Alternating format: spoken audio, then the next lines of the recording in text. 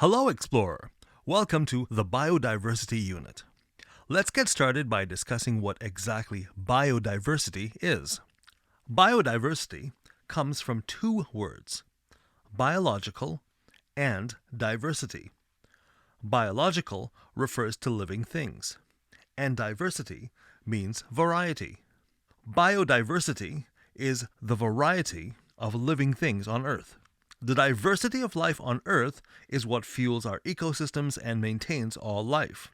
Remember learning about life cycles and food chains?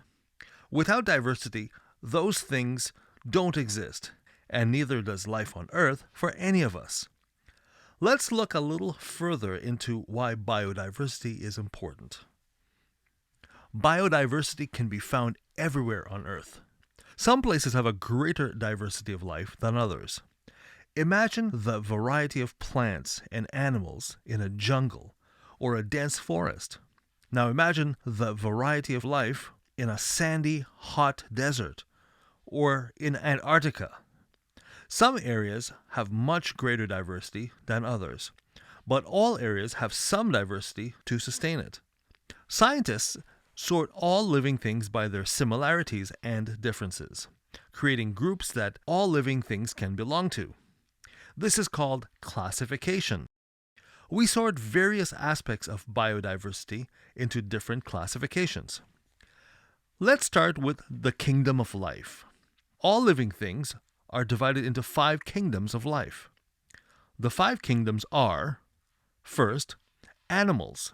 The animal kingdom is further divided. We will be learning about the subcategories in our next lesson. Second comes plants. They are multicellular organisms that make their own food through photosynthesis with the help from the sun. Examples include all extinct and living plants. Next is monorans. They are microscopic single-celled organisms without a nucleus.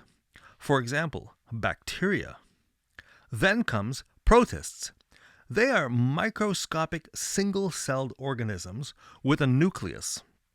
Examples include algae and amoebas. Finally, fungi. They are multicellular organisms that cannot make their own food. For example, yeast, mold, and mushrooms. Now we'll look at the difference between non-living and dead. Non-living refers to something that was never alive, like rubber, metal, plastic, and rocks, for example. Dead refers to something that was once alive but is no longer alive. It has died.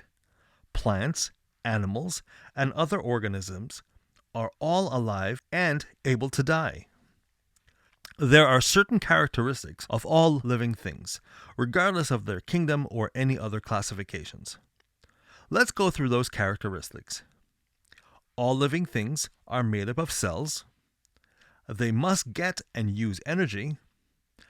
They grow and change. They must reproduce. And they must respond and/or adapt to their environment. Okay, Explorer, let's put this into practice with today's lesson activities and practice work. Have fun!